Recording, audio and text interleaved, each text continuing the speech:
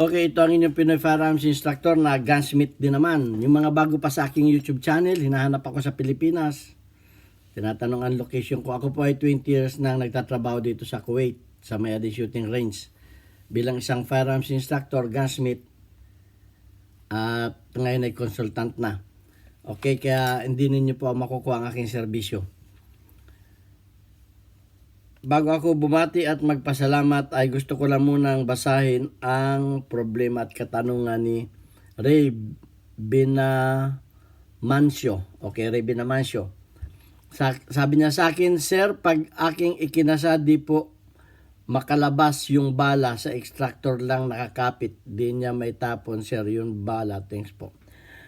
Okay, bago natin sagutin yan, gusto ko lang muna magpasalamat sa lahat ng ating mga 34,170 plus na mga subscribers at sa inyong magagandang comment, sa inyong mga katanungan at papasalamat ako na wala na tayong basher sa ngayon at patuloy tayong maglilingkod sa pamamagitan ng pagtuturo dito sa YouTube.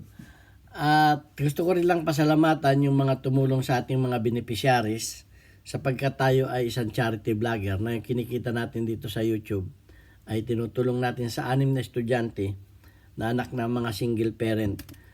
Okay, at yung nagtatanong ng ating GCash number, si JC Antonio Official. Okay, ito yung GCash number natin. Yung mga gustong tumulong, pwede kayo magpadala dyan. Yan ay aking tresurera, anak ko yan. At nagpapasalamat ako sa mga tumulong. Shout out kay Alfredo Isidro or Disipay ng Las Piñas. At gayon din doon sa nakilala kong architect dito sa Kuwait, si Architect Arnel Salvador. At si Boy Omay, ang ating follower sa YouTube. John Padin. Yan. June Platoon. Jubel Platoon, sorry. Jubel Platoon, yan. Ang ating mga sponsor. Yan. At maraming salamat doon sa mga tumulong na hindi pa nagpakilala. Magpakilala kayo at gusto ko kayong pasalamatan. Every vlog ko pasasalamatan ko kayo. Okay, at doon sa mga gusto pang tumulong, thank you very much. Sa mga OFW, sa mga panig kayo ng mundo, mag-ingat po tayo. Iwasan natin ang mga aksidente ay ating iwasan, ingatan natin mga kalusugan, bawal tayong magkasakit, mahirap na walang mag-aalaga sa atin. Ayan, at simple lang yung problema ni Ray. Ang sabi niya, yung kanya daw, pag ikinasa Ray Binamancio, pag ikinasa, hindi tumatapon yung bala. So, ang problema mo ay itong ejector. Ito yung ejector. Lahat ng pistol may mga ganyan, may mga ejector. Okay, sa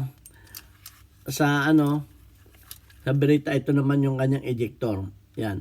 Pag yan ay naputol, ayun ang mangyayari. So, palagay ko naputol itong ganito mo. Yun lang.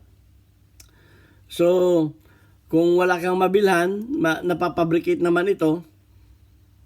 At pwede rin kung naputol yung dulo na yon, ito. Kung naputol ito, pwede mo yung padugtungan temporarily hanggat hindi ka nakakabili. Natatanggal ito, may pin ito dito. Ayan, may pin yan dyan. Sa mga 1911, ganyan din, may pin din yan dyan. Tatanggalin ninyo at mabubunot ninyo yan dyan.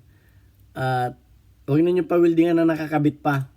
May maapektuhan yan dahil may initan. Maapektuhan yung ibang mga spring yan dyan. So, padugtungan lang ito. Tapos ay i-shape. Tapos ay kunin yung haba. Okay. Ganito ang pagkuha ng haba niyan. Para dito ninyo susukat sa kanyang slide. Ayan. Dapat yan ay kasi pag sobrang haba yan, yung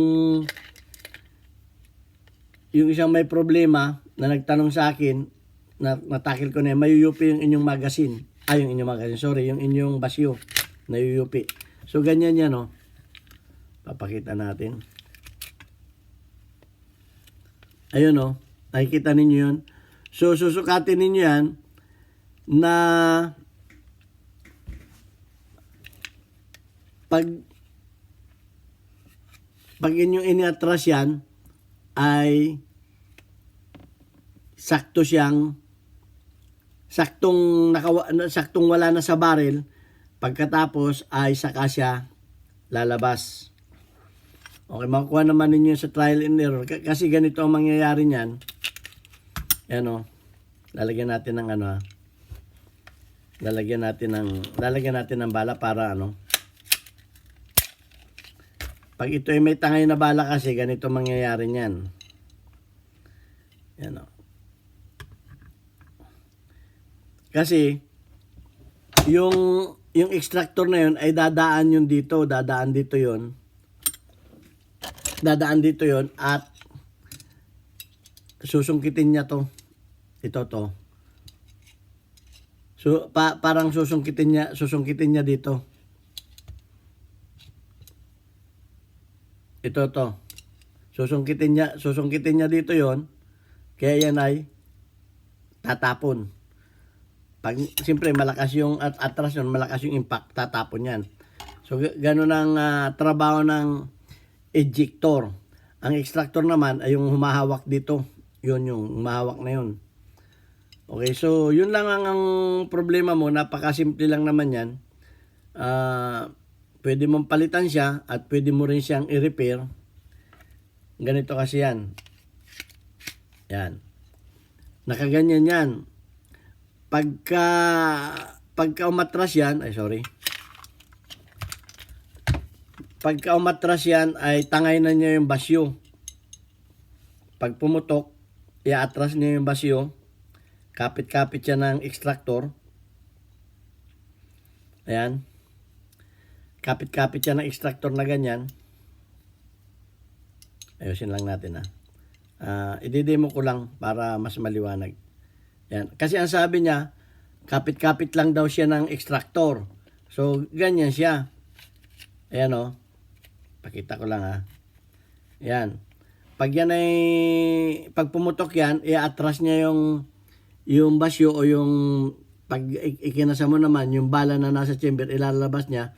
At yan ay itutulak ng ejector para siya lumabas. Yan o. Pagdating niya dyan, yung nakalabas na siya saktong nakalabas na siya sa barrel, itutulak na siya niyan.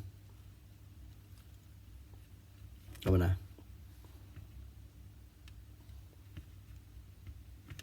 Yan. Saktong nakalabas sa barrel, itutulak na siya niyan. Yung ganun. Ayun yung ejector niya. Yun. Yun yung ejector niya. Yun yung ejector niya.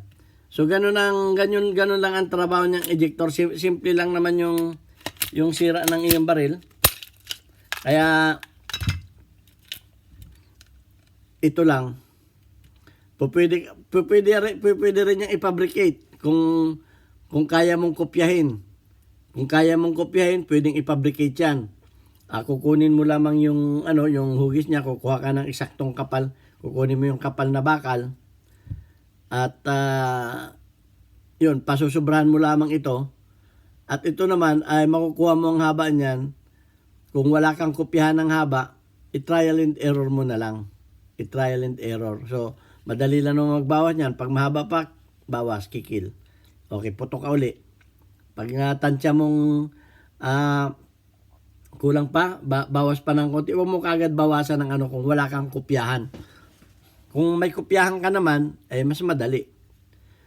Kasi siyempre, ang makukopya mo lamang yan, yung base. Ang mahirap niyan, kung ito ay nawala na, yung isang buo, kinakailangan mo naman kung baguhan ka siyempre, kinakailangan mo makukopyahan na isang buo.